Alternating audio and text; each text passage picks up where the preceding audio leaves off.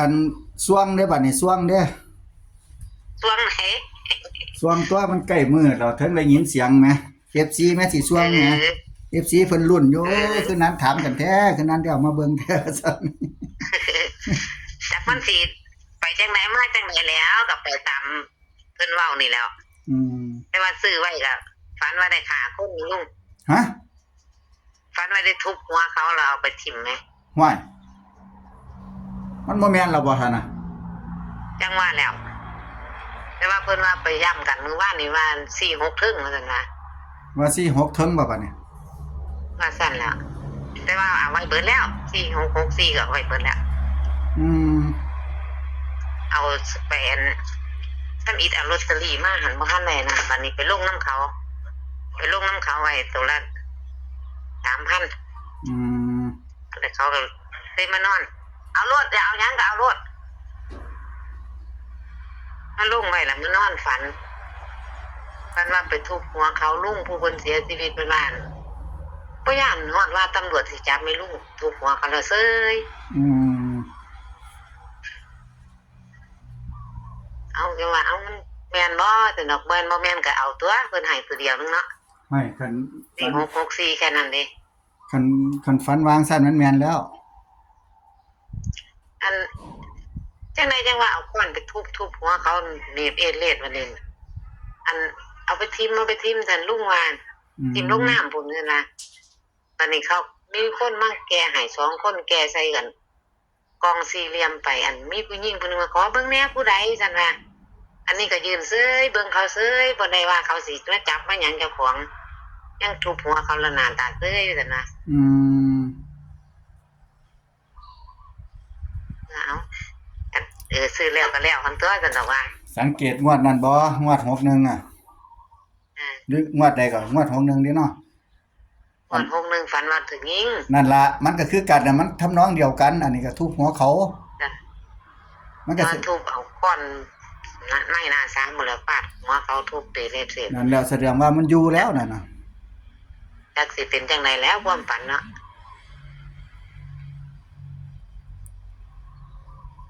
แต่ว่าความฝันมันก็เป็นความฝันเหมือนเฮาก็ซื้อคือเก่าตัวเดียวนึงแต่ว่าผู้บ่มักก็เบาได้ก็เบาผู้บ่มักก็แล้วแต่เพิ่นแล้วผู้เพิ่นนั่นผู้เฮามักเฮาก็ใส่เต็มๆรวดแล้วก็ใส่ไว้ซ้ำนั่นแล้วใส่ไว้ตัวละ 3,000 นั่นล่ะ342กับแค่นั้นล่ะลงทุน3ตัวเพิ่นเอาอัน464 3ประตูไว้ตัวละประตูละ500ตัวใดก่อน464 446โอ้เพิ่น644เด้มันเป็น3ประตูเพิ่นย่านมันหาบแม่นย่านมันหาบย่านมันเบิ้นย่านหามย่านเบิ้นเนาะเดี๋ยวนี้มันห้องเบิ้นดูเนาะ898อีหยังก็696อีหยังอีกล่ะเบิ้นมาตลอดเด้เว้ยหาบมาตลอดเด้เบิ้นหาบมาตลอดหาบมาตลอดบ่หาบสิมาหาบใส่งวดนี้อีกบ่464ก็คืออยู่เด้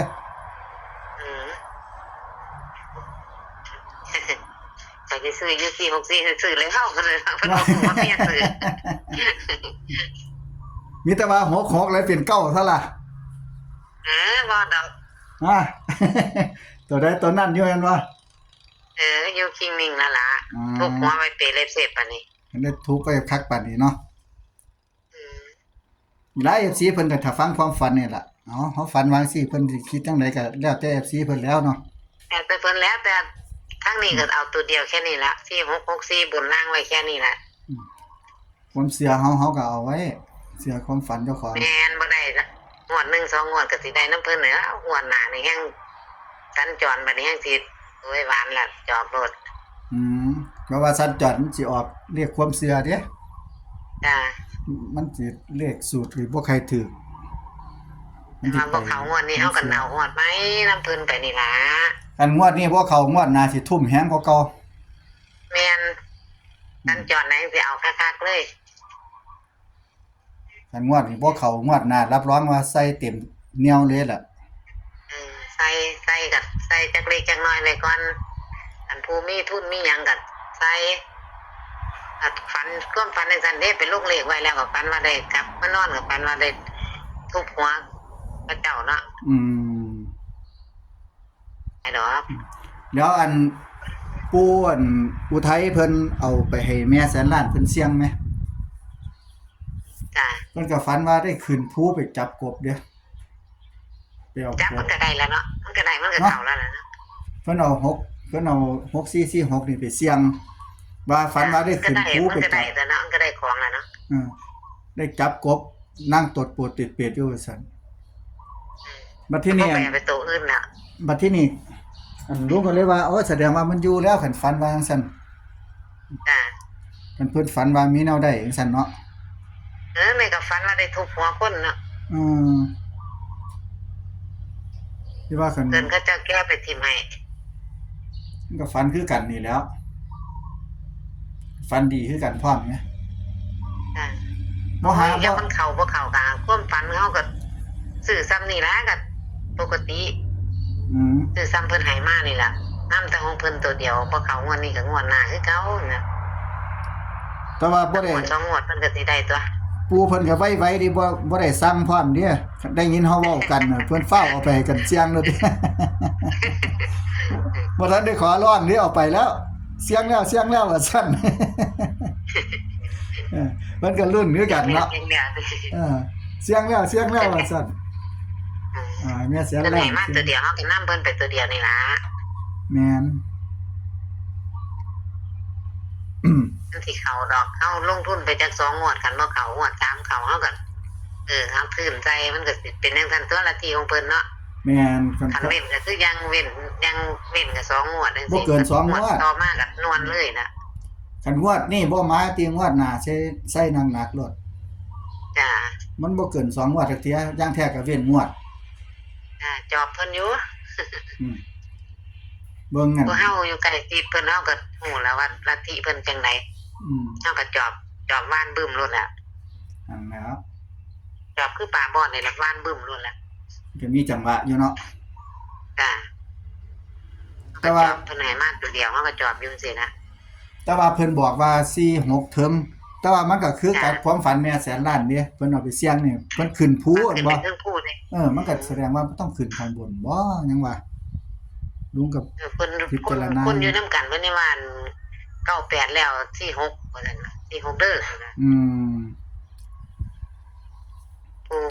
ดูแลกันก็ได้ อืม มาเพิ่นไปหากันมื้อก่อนนี่ว่